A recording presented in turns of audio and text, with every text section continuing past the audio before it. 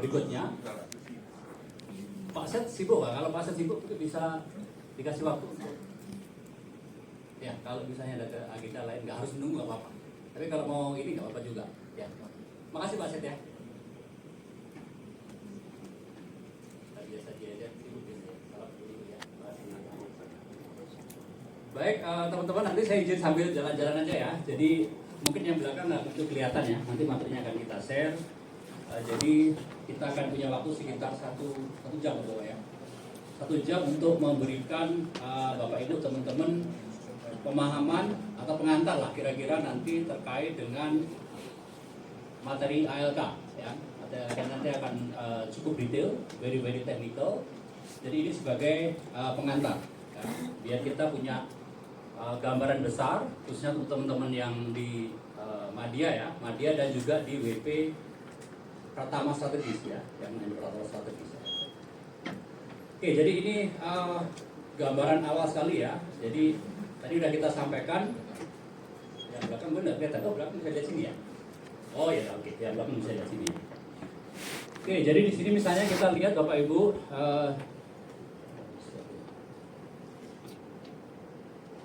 Oh, nggak muncul ya kelihatannya. Nggak bisa. Pakai itu. Nanti next aja ya. Ya, next aja ya.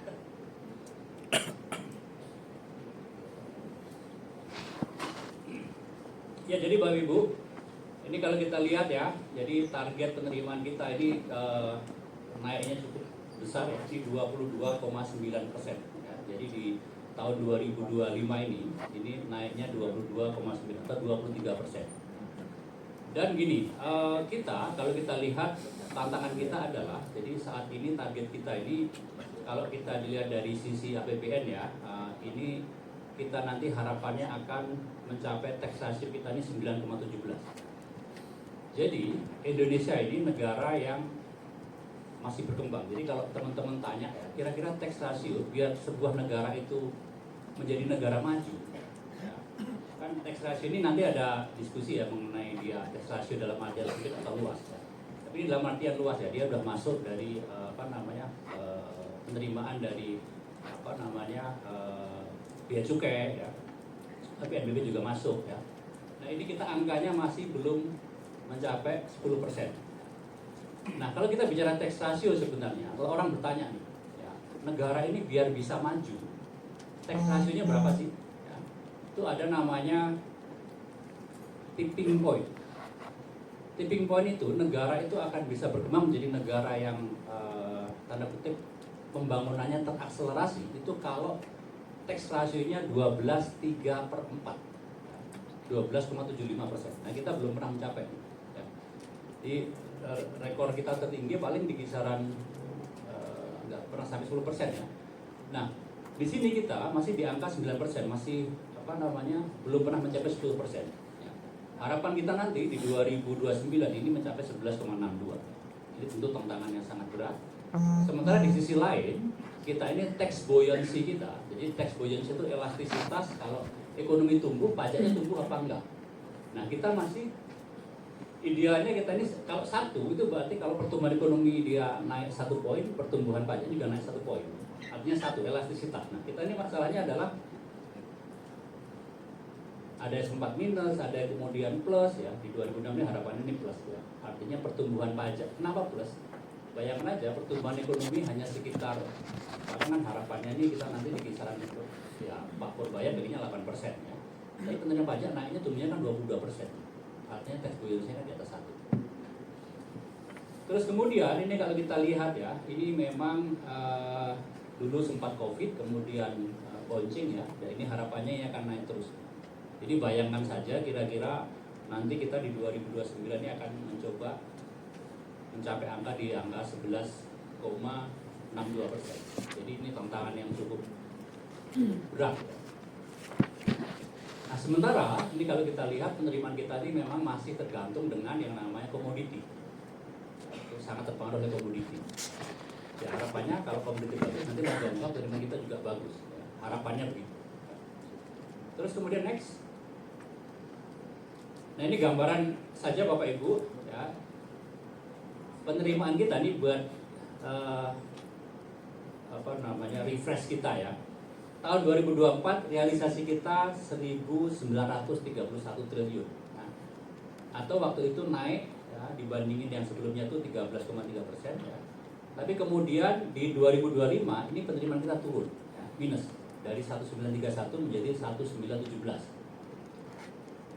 Artinya kita dulu penerimaannya minus 0,7%. Sekarang di 2026 target kita 2357,7 atau naik 22%. Kebayang ya beratnya ya. Artinya nanti kita akan lihat nih, kenapa muncul yang namanya target PBP, perluasan basis pajak. Jadi ketika saya di KPP Sorong, itu target perluasan basis pajak jauh lebih tinggi daripada target PKM pengawasan maupun pemeriksaan. Karena saya ingat, perluasan basis pajak targetnya 183 miliar di KPP itu ya. Padahal pengawasan sama pemeriksaan targetnya paling 60-an miliar. Ya, jadi jauh lebih gede. Karena 200 triliun itu harus mau nggak mau kita distribusikan KPP. Nah. Oke, terus kemudian, ini yang menarik juga ya. Target PKM kita itu umumnya antara angka 5-8%. Ya, jadi nggak besar target, penerimaan PKM kita. Ya. Makanya ketika realisasi kita 1,9, kemudian dikasih target 2.357, ya, artinya kita butuh tambahan tuh 506 triliun. 306-nya kita distribusikan ke PKM, nanti ada detailnya, ada pengawasan, pemeriksaan, ada penagihan, ya, ada penegakan hukum. Sisanya 200 triliun masuk ke perluasan basis pajak. Ke next.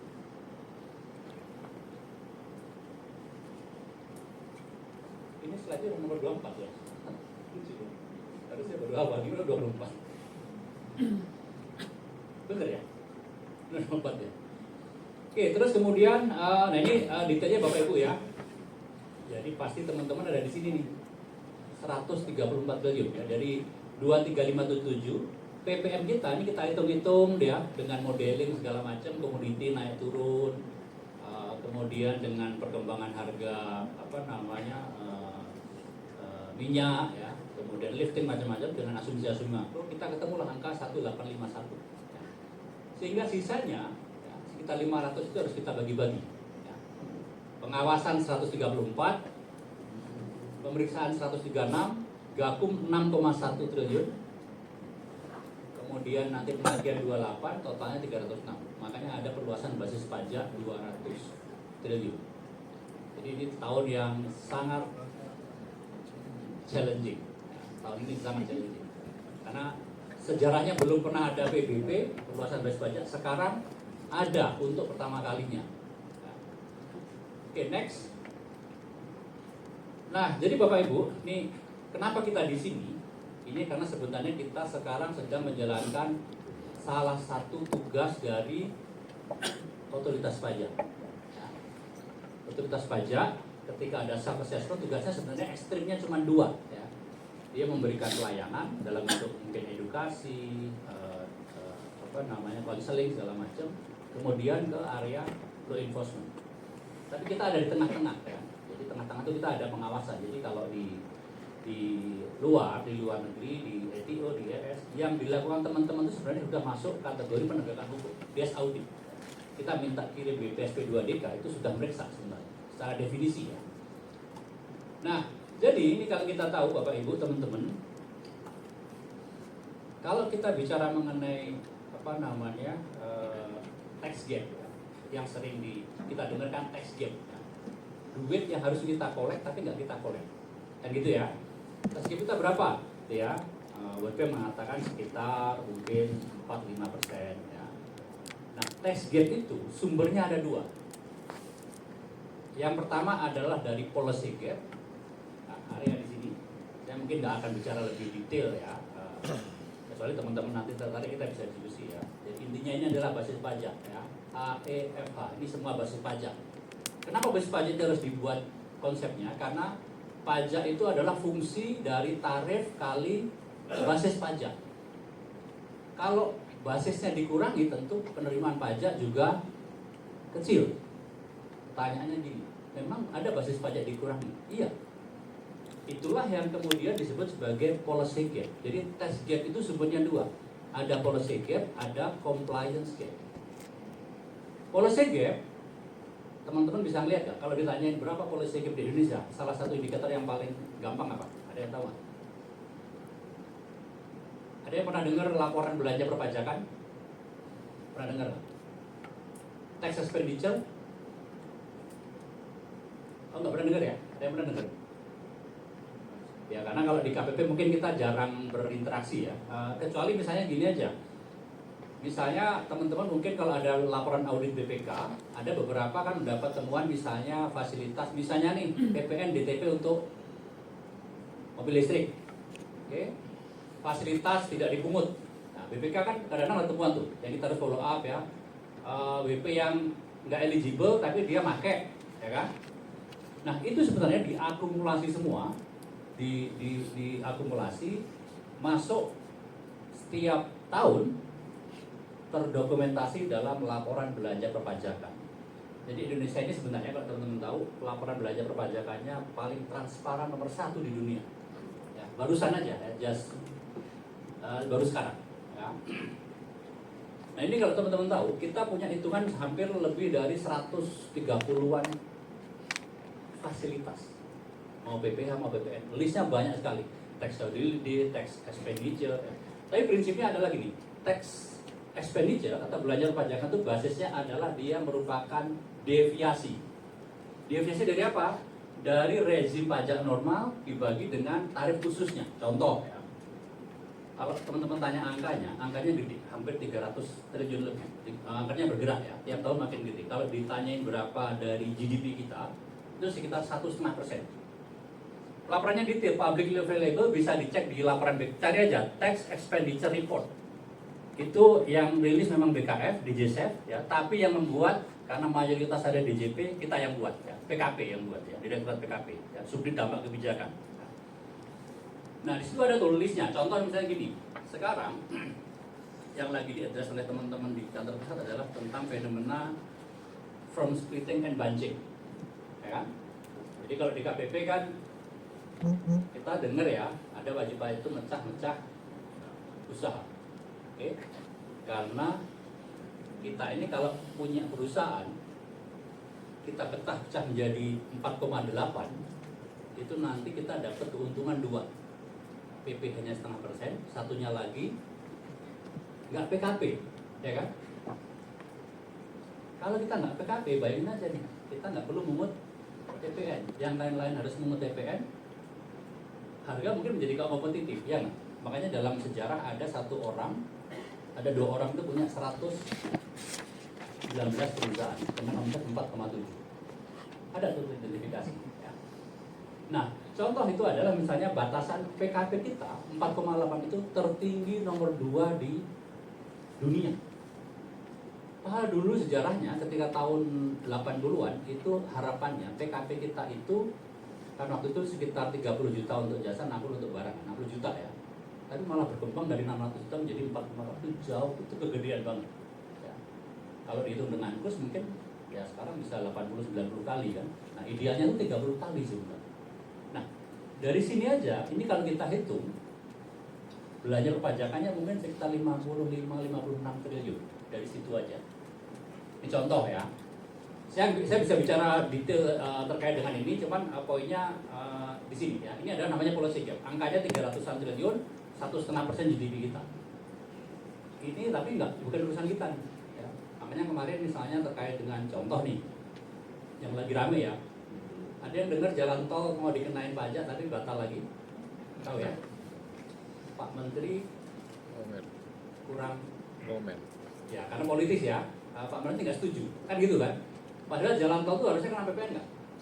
Secara undang-undang kena. Di undang-undang ada dulu sempat keluar per, ya kan? Berlaku sebulan, dicabut, ya kan?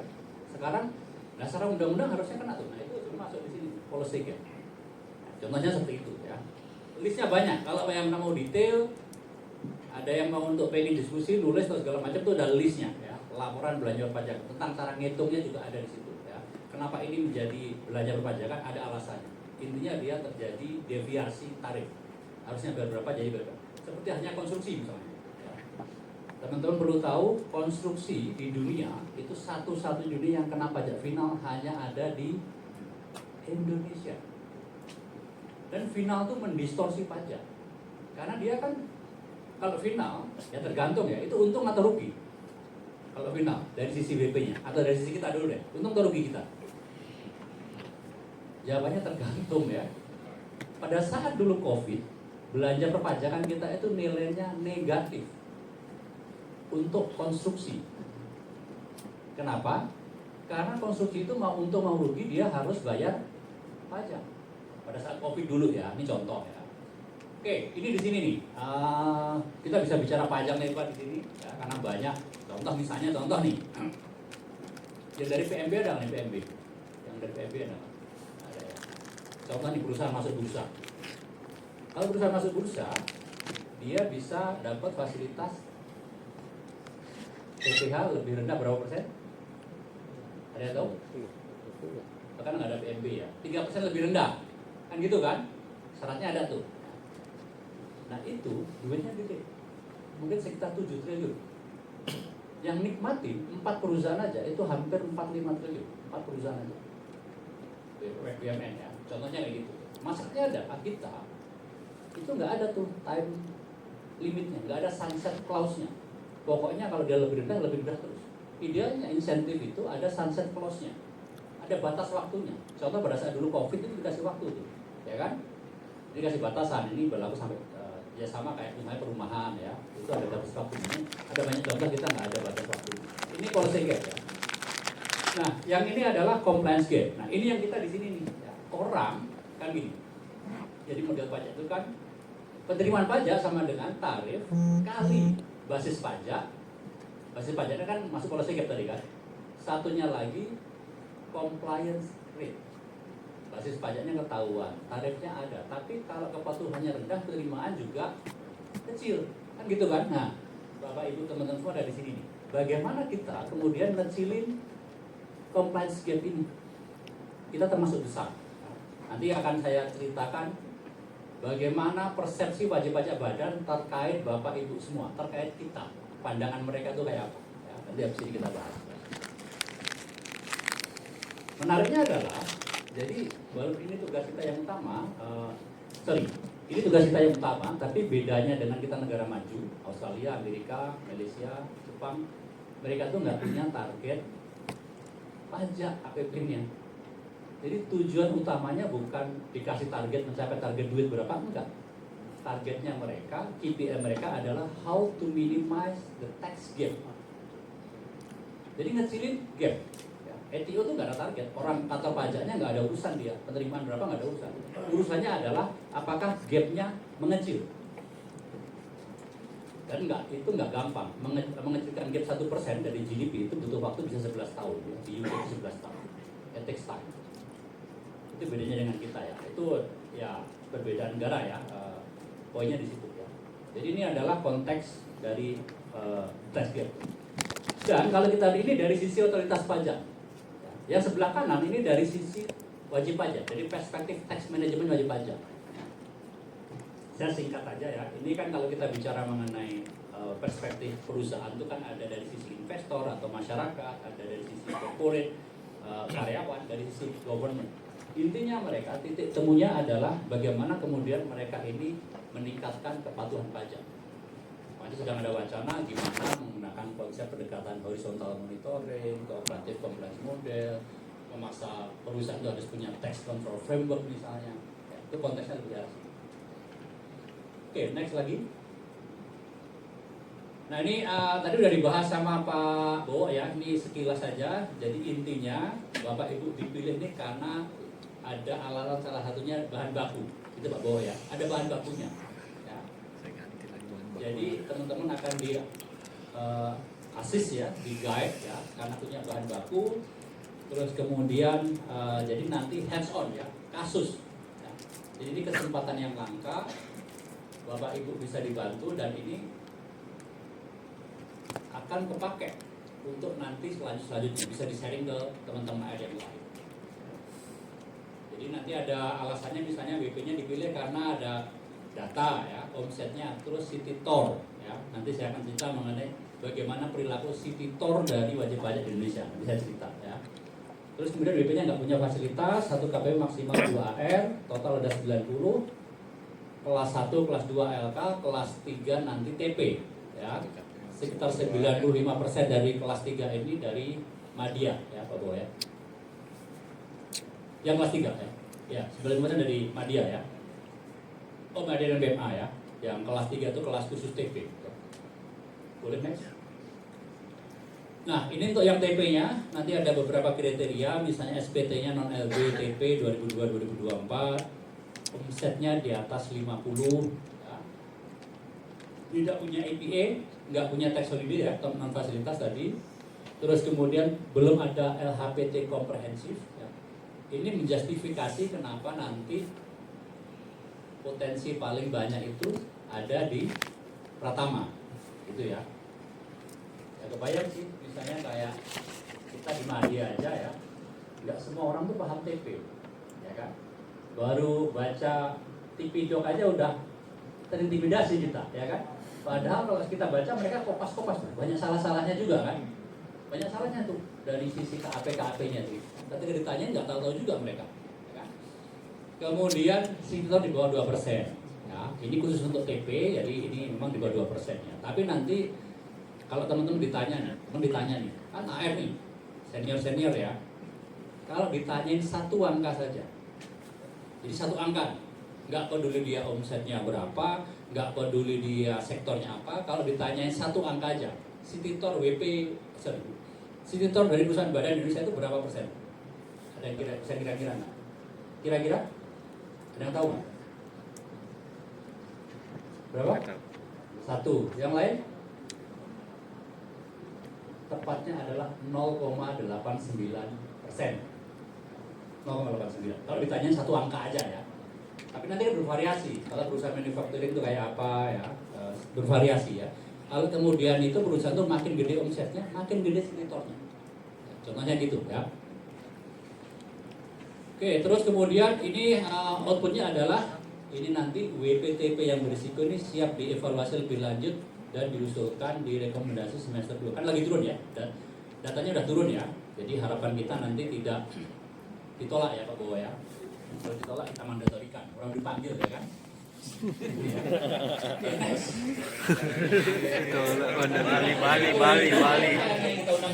Bali. Nah ini Bapak Ibu ya, ini nanti sebaran WP yang diusulkan DWP rekomendasi tema TP. Ada di semester 2 ini ada 261 ya, semester 2. Rinciannya seperti ini, khusus hanya 95, hanya ya, 95M. WP-nya ada berapa? 57. LTO cuma 7, malah cuma 2,2M. Ya karena LTO udah pasti di scrutinize, benar nggak? Madya udah pasti, ya relatif sering lah ya, Madya ada 130, 215M. Pratama ada 72 ya, ini 373 miliar dari Pratama, khususnya ada di WAS 1. Nah, khususnya WAS 1. Sehingga total ini ada sekitar dari WP yang akan direkomendasikan untuk tema TP di semester 2 ini ada 668 miliar ya. Oke, next lagi. Nah ini adalah sumber estimasinya, ini mostly dari City Tour ya. City Tour-nya di bawah benchmark. Kemudian ada variabel CRMTP, kemudian ini transaksi yang luar negeri nih ya, yang bawah HCDE ya, luar negeri. Kemudian yang OPM-nya di bawah standar industri, ini rinciannya ada di sini. Jadi yang paling banyak adalah satu clue-nya adalah dasarnya adalah City Tour. Jadi ada di sini, totalnya sudah kita sebutin 261 WP, total potensinya 686. Jadi harapan Bapak Ibu nanti ketika lihat case yang dihadapi sudah punya gambaran. Ya. Karena sebenarnya gini, isu bisnis ya, itu cuma 3 aja. Ya. Jadi Bapak Ibu nanti di sini akan belajar 3 hal sekaligus. 1, tentang mengevaluasi. Ya. Jadi Jadi sebagai informasi misalnya kalau ada yang pernah dengar Harvard Business School menjadi sekolah terbaik bisnis itu karena dia fokus mempelajari studi kasus bisnis dan dia pecah jadi 3 aja, evaluation, problem solving, dan decision making, mengevaluasi. Kayak gini tuh bener nggak sih? Nah, kalau kita mengevaluasi kita punya kriteria. Kalau TP berarti kita punya PKKU, ya kan? Ini ada hubungan istimewa apa enggak? Ini masuk ada afiliasi apa enggak? Kalau terafiliasi, kita cek PKKU-nya terpenuhi enggak? Itu mengevaluasi. Kemudian decision making. Oh, di antara banyak misalnya pilihan penentuan harga wajarnya, metode yang paling pas apa? Misalnya seperti itu. Ya. Kemudian problem solving. Kalau kita kesulitan mencari comparable yang pas, solusinya gimana? Nah, ini kita belajar sekaligus. Termasuk untuk ALK secara umum ya. Kalau data-data kayak gini, ini wajar nggak sih? Kalau WP dengan struktur skema seperti ini, wajar nggak sih? Kalau WP memiliki misalnya hybrid financial instrument, treatmentnya kayak gimana? Nah, itu contoh-contohnya. Ya. Itu yang nanti bisa kita diskusikan, bisa teman-teman sambil belajar. Ya. Oke, next. Nah, ini tadi yang saya bilang. Ya. Jadi ada yang sudah nanya nggak? Ada yang punya kan AR nih sering ngobrol sama WP kan? Pernah nggak nanya? WP-nya ditanyain, menurutmu petugas pajak AR itu ini nggak mudah nggak sih mendeteksi kalau Anda melakukan under reporting? Pernah nanya nggak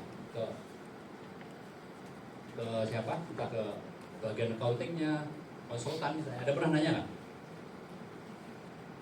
Oke, jadi tahun 2000 tahun berapa nih? Ini 2026 ya. Jadi ini survei tahun 2022 ya, terkait dengan waktu itu Taxpayer Behavior Studies ya, TBS. Ya. Jadi TBS itu besok TBS itu Taxpayer Behavior Studies itu salah satu dari elemen TADAT. TADAT itu Tax Administration Diagnostic Assessment tuh. Jadi kantor pajak itu seluruh dunia itu bisa dinilai kinerjanya menggunakan skema TADAT. Ya. Skema TADAT itu nanti ada skor-skornya. Nah, kita salah satunya lemah di namanya POA2, Performance Outcome Area 2. Jadi Effective Risk Management. Kita nggak punya dokumentasi mengenai bagaimana perilaku wajib pajak. Makanya kita kemudian melakukan namanya survei. Ya. Survei Taxpayer Behavior Studies. Survei yang di belakang kelihatan ya. Intinya gini, kita survei, kita tanya ke wajib pajak badan dan OP, ini yang badan ya. Jadi terkumpul data dari 9.649 WP badan seluruh Indonesia. WP badan banyak ya, hampir 2 juta ya. Cuma kita pengen tahu, ini WP yang menjawab pertanyaan ini, pertanyaannya full anonim. Ya. Karena kita pengen tahu, kita menggunakan standar akademis bahwa dia jawab bukan karena takut. Ya. Full anonim. Ya.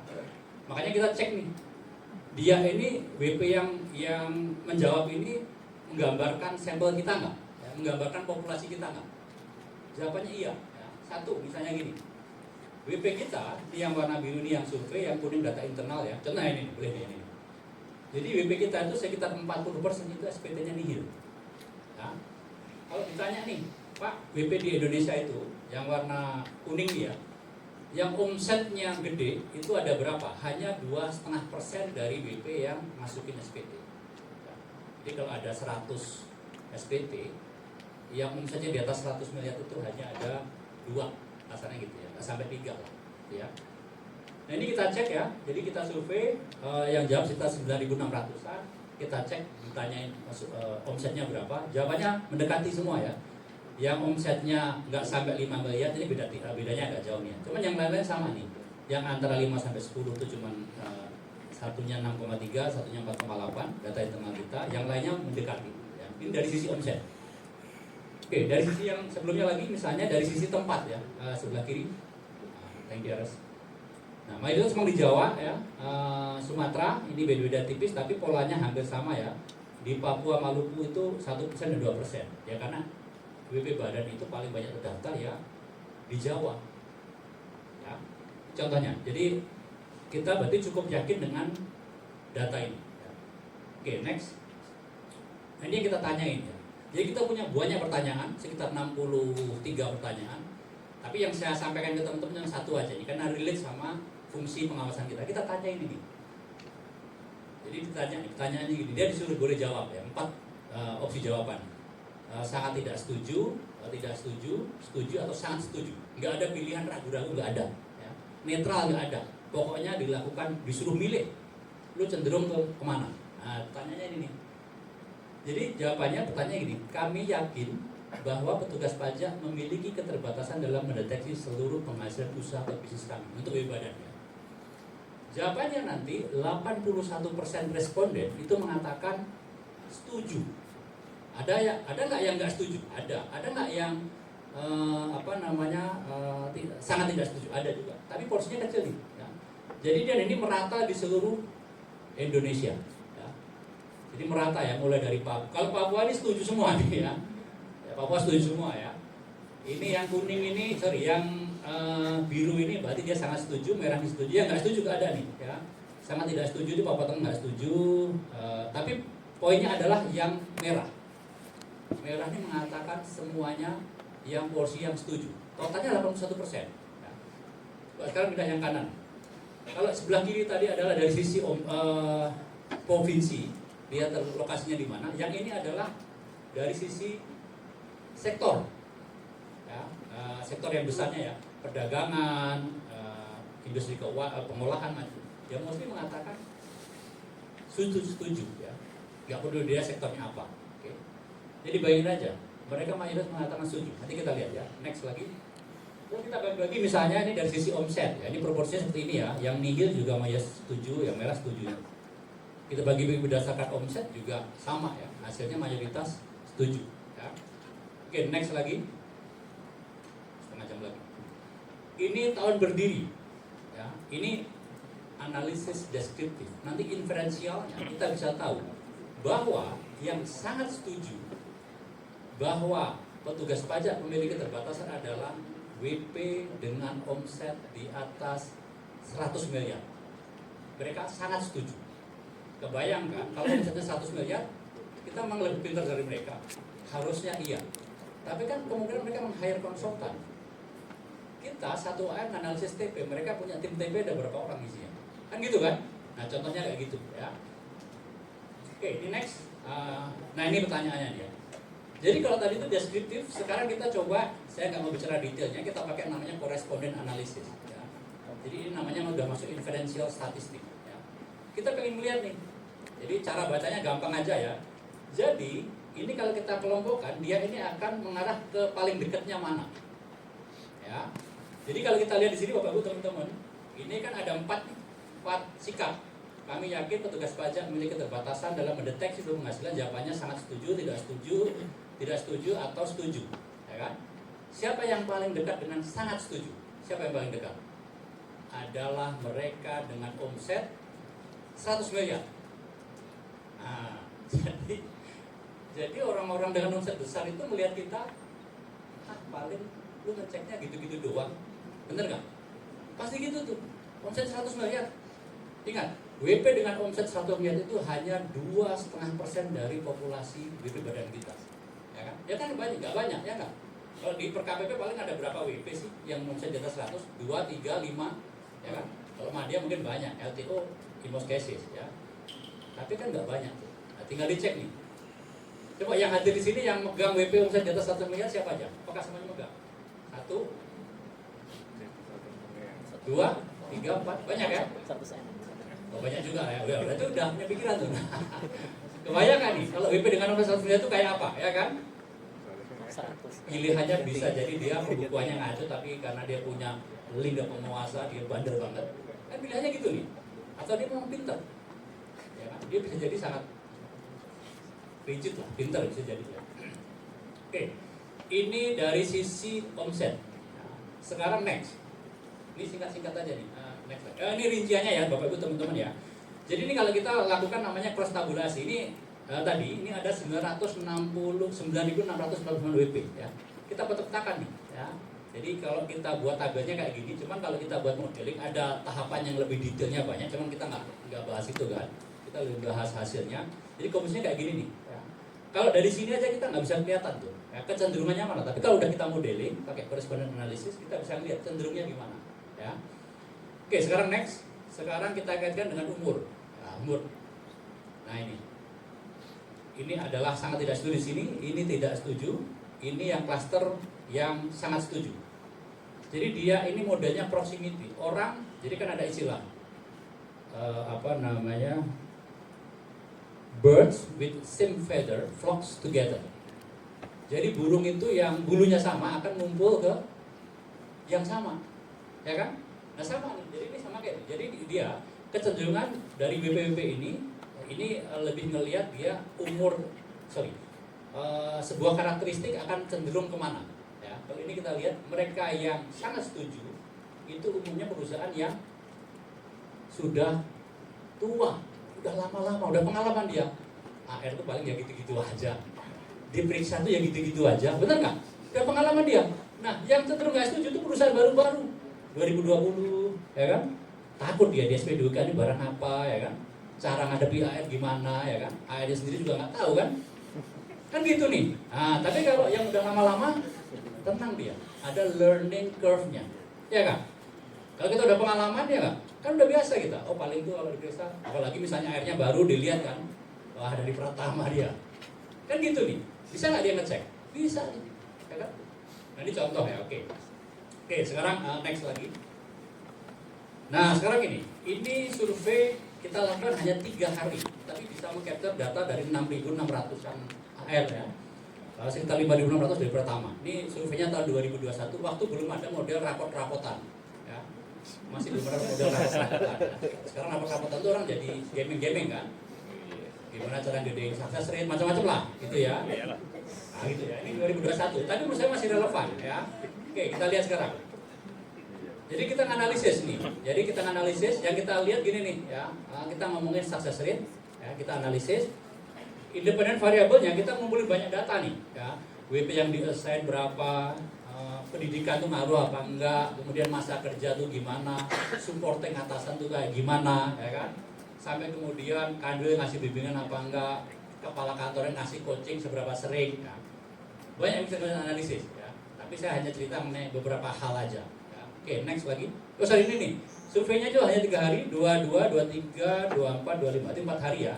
6.600. Jadi random kemudian full anonim, nggak ketahuan tuh ya, nggak ketahuan siapa, nggak ketahuan ya. Jadi full anonim.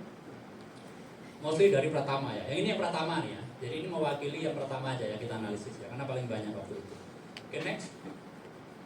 Nah, jadi kalau ditanyain tahun 2021, nanti bisa dikira-kira ini benar nggak sih hasilnya ya. Jadi penentu success rate paling tinggi itu nomor 1 adalah jumlah WP yang di-assign. Makanya teman-teman tahu nanti ini kan ada promosi dan demosi, benar nggak? Ya kan? Per 1 Juli dari tuh. Itu gimana nanti itu? Kan gitu kan? Nah, ini salah satunya memberikan justifikasi jumlah WP yang di-assign. Ya. Jadi kalau kita lihat ya, ini mayoritas pada saat itu success rate itu adalah ini ya, realisasi dibagi potensi awal SP2DK, realisasi ya, bukan potensi akhir ya, tapi realisasi dibagi potensi awal SP2DK, itu cara mengukurnya kayak gitu waktu itu ya. Jadi mayoritas success rate AR di Pratama itu kurang dari 30%, kemudian yang 30 sampai 70 itu cuma 9,6, yang di atas 70 cuma 4,4% waktu itu ya. Nah, penentunya apa? Ternyata kalau kita lihat mereka ini yang suksesnya tinggi ya, ini rata-rata yang porsinya paling banyak ya, ini adalah yang WP di-assign. Jadi makin sedikit WP yang dia pegang, suksesnya makin tinggi, which is make sense, ya kan? Karena yang di analisa lebih fokus, ya nggak sampai ribuan. Nah kalau yang ribuan ini contoh nih, ya, yang ribuan misalnya 5.000 sampai kategori 100 sampai 500, terus 500 sampai 1000, ini yang success rate-nya ini mayoritas 30%, di bawah 30%. Tapi kalau yang WP-nya di bawah 100, ini yang 30 sampai 70% success rate-nya itu 45%. Ya. Yang di atas 70, 20%. Jadi WP yang di-assign. Ya. Nomor 2 adalah, next, adalah apakah seberapa sering dia melakukan ALK secara mandiri. Nah, jadi di sini Dari kelompok mereka yang WP-nya dikit ini, kalau kita lihat ya, mereka berapa kali ditanyain tuh? Kalau dia dalam setahun melakukan analisis ALK secara mandiri itu 6-10 kali, success-nya tinggi, yang 30-70 dia 48%. Tapi kalau dia enggak pernah atau 1,3 kali sampai 3,6, ini hanya sekitar 34%. Jadi poinnya adalah kalau kita semakin AR itu yang success-nya tinggi itu kalau dia melakukan ALK secara mandiri. Oke. Kemudian next, ini penentu aja, ini penambah ya. Kalau yang nomor 3 adalah support atasan. Ya, jadi ternyata kasih itu krusial. Support atasan langsung dan masa kerja ya, masa kerja dan atasan. Masa kerja make sense ya. Sekarang bayangin AR yang baru masuk atau kerja baru setahun 2 tahun dengan AR yang udah 15 tahun 20 tahun, kira-kira lebih canggih mana? Pasti lebih canggih yang masa kerjanya lebih banyak, karena dia pasti memiliki banyak tacit knowledge, betul nggak? Oh intinya kalau Bapak kayak gini tuh kayak gini, kan gitu kan? Udah pasti tuh ya, make sense lah ya, kita nggak bisa bilang pasti ya, make sense lah gitu ya. Jadi intinya kalau dia misalnya, saya nggak bicara detail terlalu kecil di sini, tapi ini adalah output dari decision tree ya. Ini salah satu machine learning juga. Kita bisa mengklasifikasi berdasarkan kriteria tertentu ya. Bisa lakukan segmentasi, klasifikasi. Jadi intinya adalah kalau misalnya masa kerjanya makin lama, dia success-nya juga makin tinggi. Plus keberadaan atasan. Ya. Ada yang kasih itu cuman misalnya main tanda tangan aja, ya kan? Nggak pernah ngajak diskusi, ya kan? Dilepas-lepas saja. Ada kayak gitu. Ada yang very detail, ya kan? Men-challenge asumsi, minta tolong ditambahin analisisnya misalnya. Itu ngaruh. Oke, sekarang next. Nah ini yang menarik juga nih. Saya nggak tahu sekarang ya. Kalau sekarang mungkin ya ada cortex, itu belum ada cortex ya. Pertanyaannya gini, ternyata mereka yang success rate-nya tinggi itu pakai aplikasi yang lebih banyak. Ada lollipop macam-macam yang orang nggak pakai, dia pakai. Ada MPN info macam-macam ya. Dulu ada listnya sih, ada listnya waktu itu. Jadi ini kalau kita lihat ya, mereka yang success rate-nya di atas 70% itu pakai aplikasinya lebih dari 7 aplikasi. Listnya ada ya, itu yang aneh-aneh lah.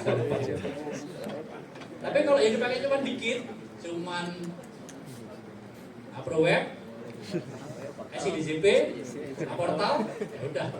Itu tanda-tanda success-nya rendah. Tapi kalau dia ditambahin dengan macam-macam, ya kita nggak tahu ya datanya. Ada sih 7 itu apa aja, jadi ada listnya satu ini gitu ya. Tapi poinnya kalau, nah ini nggak tahu nih, menurut teman-teman make sense nggak? Make sense nggak? Mungkin nggak orang pakai aplikasi lebih sedikit, success-nya lebih tinggi ya mungkin ya, tapi secara populasi ya enggak, gitu ya. Ini aplikasi ya.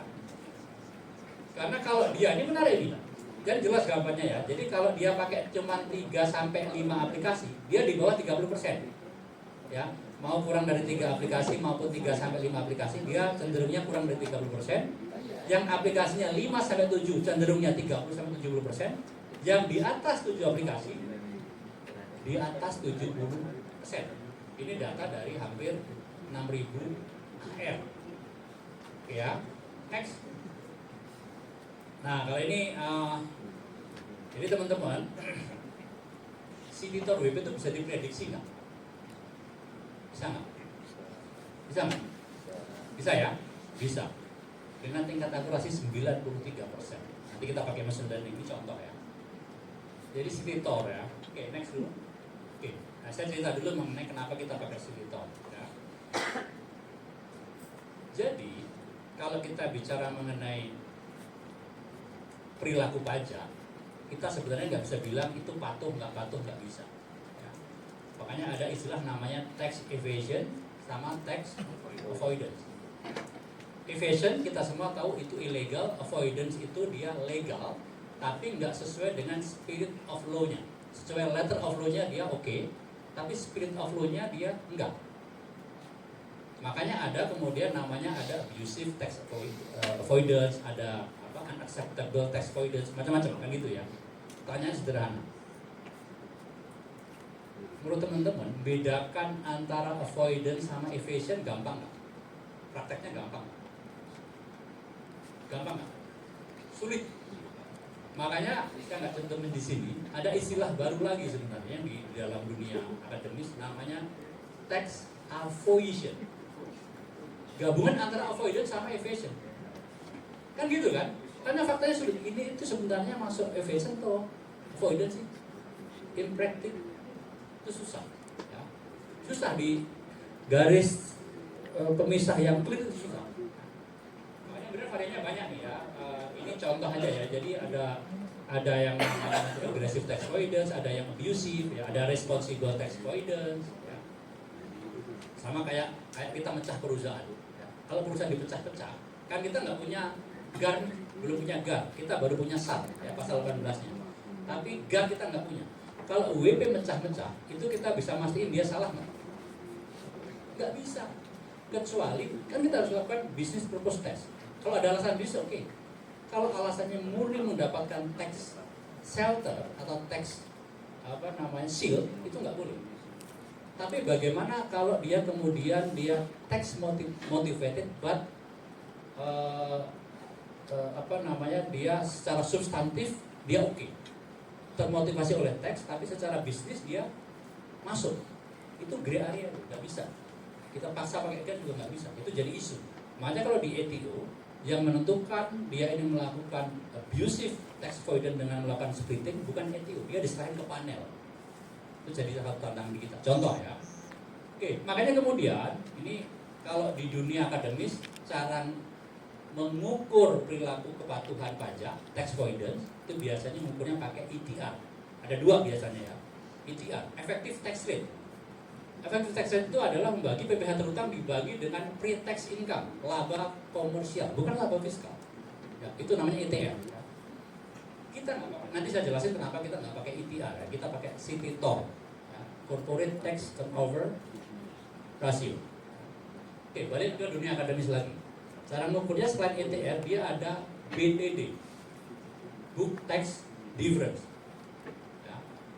Kan teman-teman tahu kan, laba komersial dan laba fiskal beda, betul nggak? Sekarang saya tanya nih, ini kita nggak ngasih hadiah ya, nggak ngasih hadiah ya. Coklat ada nggak? Coklat ada. Oke.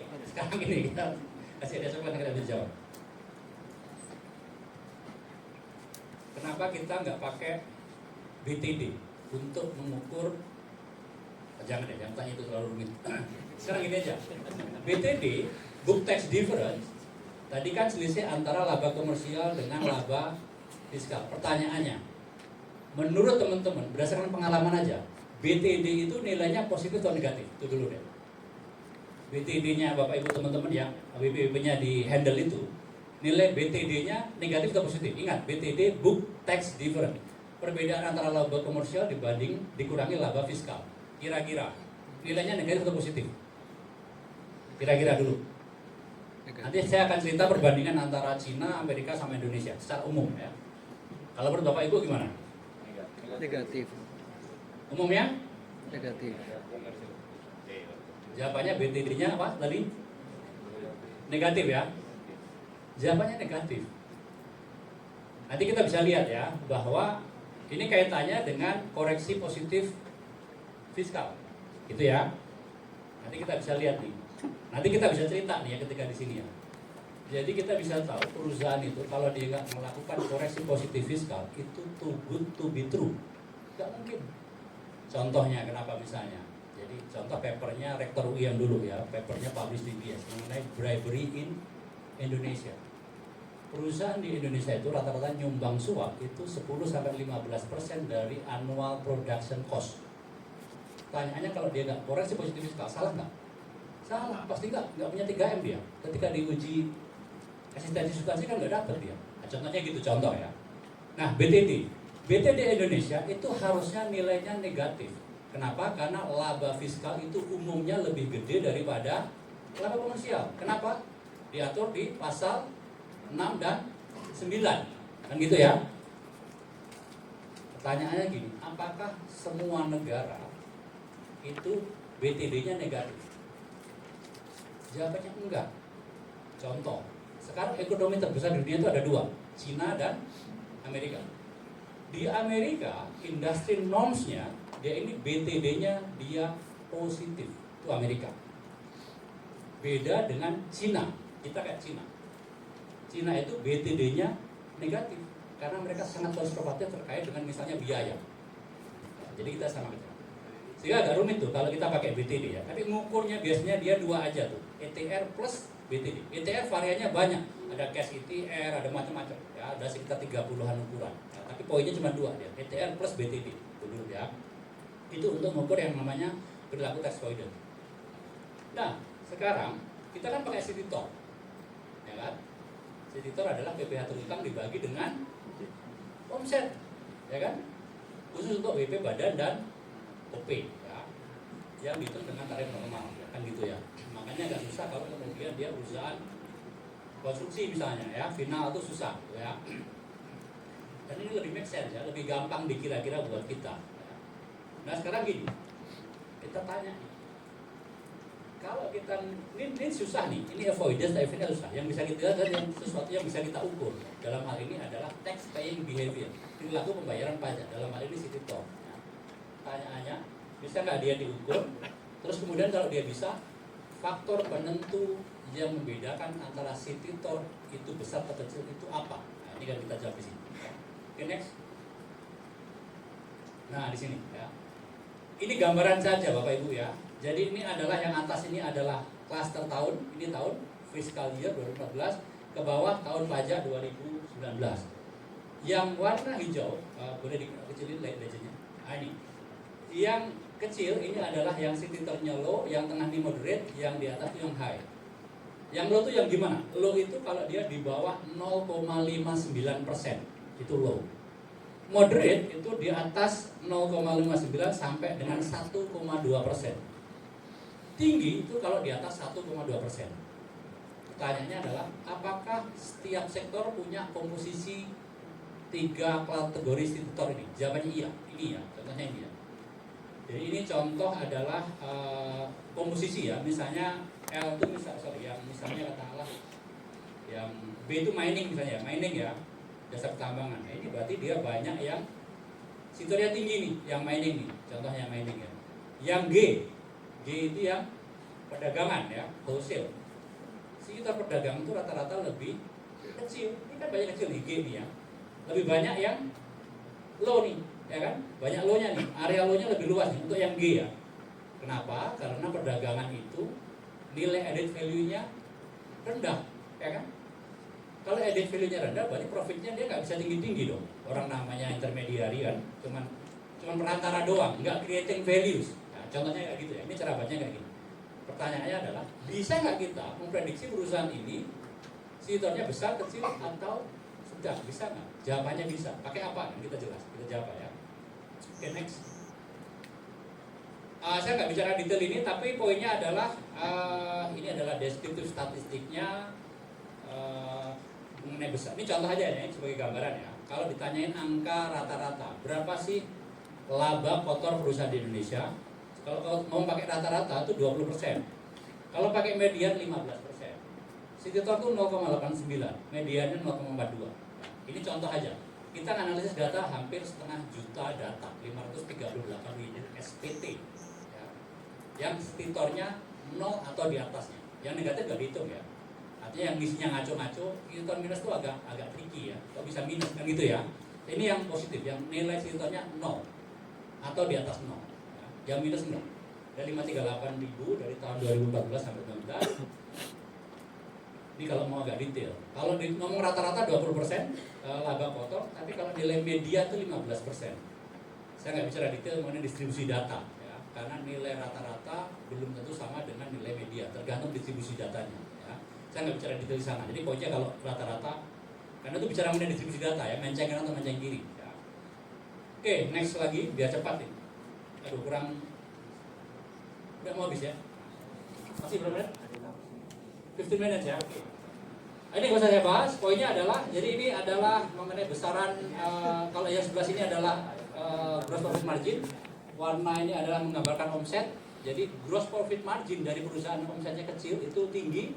Tapi kalau kita bicara Cititor nanti yang lebih tinggi Cititornya adalah perusahaan dengan omset yang gede-gede. Bahasa sederhananya gitu. Ya. Jadi memang itu kalau perusahaan itu kalau makin besar omsetnya itu secara data itu Cititornya makin gede. Ya. Oke, next lagi. Ini modelingnya pakai machine learning, neural network. Saya nggak bicara detail di sini. Ini poinnya aja. Kalau ada yang tanya, tapi saya bisa jelasin. Ya, kalau ada yang tanya detail. Ya. Next aja. Intinya gini nih, ya. Saya cerita dikit ini filosofisnya nih. Ya. Next lagi sebelumnya. Nah ini. Filosofisnya aja ya.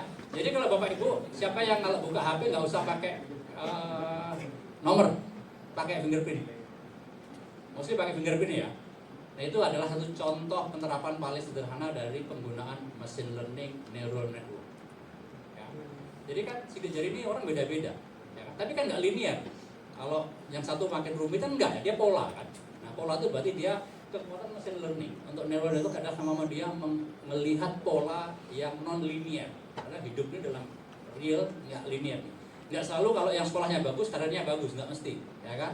Nggak selalu kalau orang ya nggak selalu lah, intinya jarang, selalu tuh jarang, ya kan? Hidup tuh complicated ya, dia banyak berkaitan dengan banyak hal lah, gitu ya. Jadi modelingnya kayak gini, ini konsep modelnya intinya gini. Jadi kalau kita punya input, dia nanti bisa memprediksi. Di sini adalah namanya, makanya namanya dia pakai cara kerja otak ya, pakai neuron ya. Jadi dari input ini untuk bisa ke sini, dia bisa ke sini dulu, balik ke sana. Intinya gitu ya, non linear ya. Bukan kalau Bapak Ibu pakai ekonometri bukan kayak model regresi, itu bukan ya. Regresi itu kan dia pakai ordinary least square ya. Selisih yang paling sedikit lah. Ya, kalau dia enggak ya, dia non linear. Hasil realnya kayak gini, hasil realnya ini modelnya kayak gini. Next lagi. Next. Nah, ini adalah perusahaan ini kita bagi-bagi omsetnya dari 10 sampai 15 miliar, 15 sampai 50, 50 sampai 100, di atas 100. Kita pengen lihat polanya kayak apa. Yang kita lihat di sini adalah data-data di SPT ya. Omset, gross profit margin, rasio dari koreksi positif fiskal, negatif fiskal, macam-macam ya. Sinitornya berapa. Ini modelingnya ya. Jumlah WP-nya yang kita modeling ini 224.000, yang kecil, yang gede 86.000 ya. Saya singkat aja karena kurang 10 menit. Next. Nah, model ini dia dibagi nih. Kalau perusahaan kayak gini, sinitornya kecil, sedang atau tinggi. Dia bisa memodeling dengan tingkat kesalahan cuman 11%, 6%, 7% dan 7%. Artinya dari 100 wajib pajak yang random diprediksi, dia cuma salah 7. Sisanya pada prediksinya 3 level ya. Besar, menengah, kecil. Bukan salah kebenar ya, bukan 2 ya, 3 level. Kesalahannya hanya 7%, makanya tingkat akurasinya 92%, bukan 93 ya, 92%. Oke, next. Nah, ini faktor penentunya, saya nggak bahas detail, tapi poinnya adalah penentunya ini make sense nih. Kalau dia perusahaan tuh omsetnya kecil, omsetnya antara 5 sampai 15 miliar.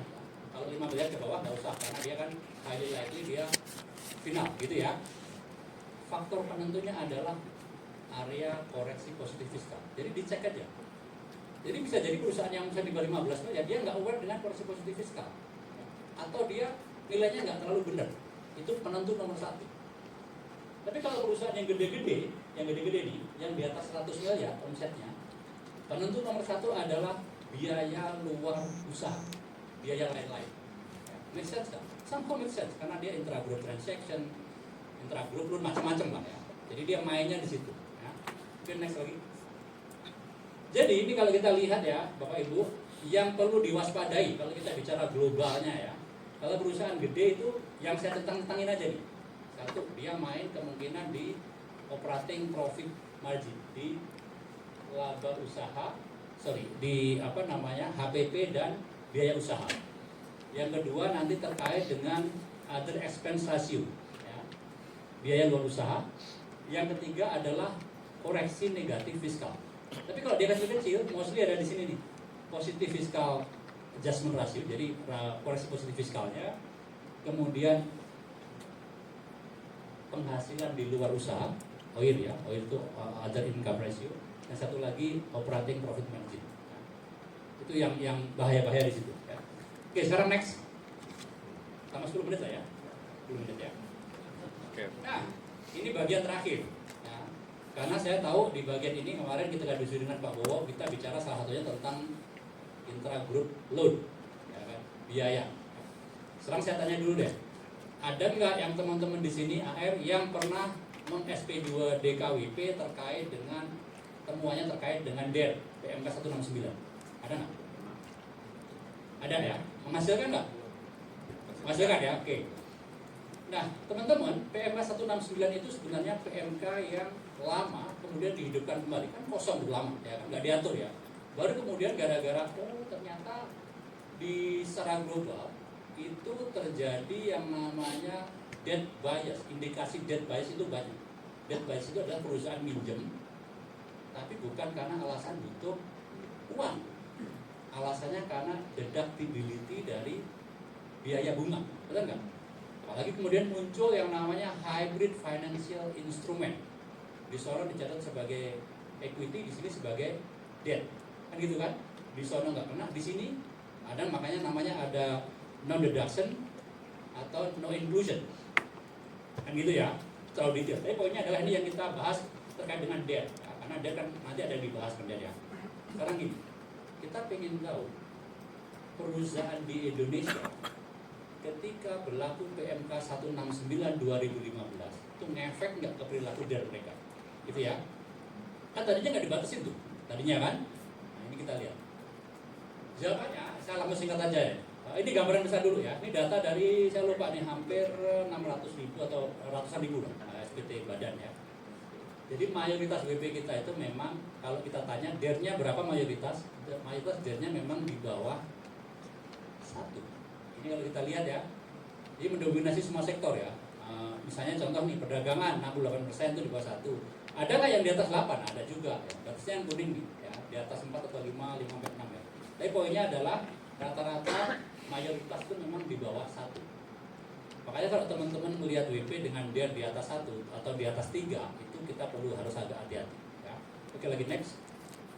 Nah ini ceritanya panjang, cuman ini langsung singkatnya aja. Kita pengen analisis ya.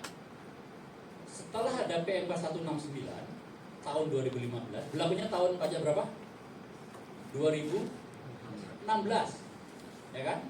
Jadi wajib pajak masih punya waktu untuk setting tuh, ya kan? Nih, jadi ini adalah rata-rata DER.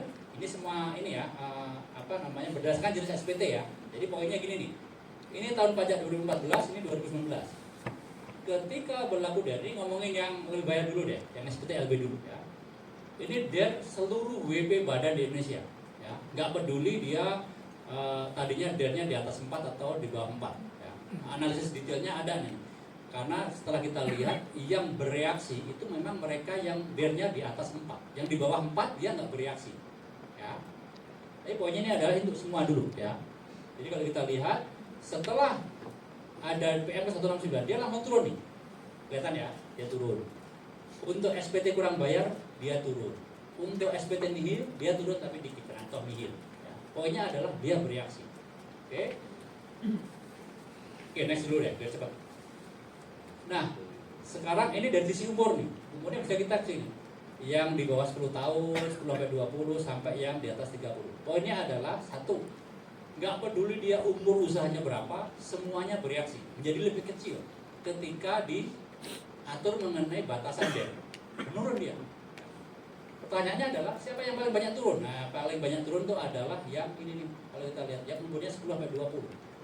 Ini kalau kita lihat, perusahaan muda, umurnya lebih muda ya, itu DER-nya lebih tinggi ya, dia masih ekspansi kan, dia masih butuh duit.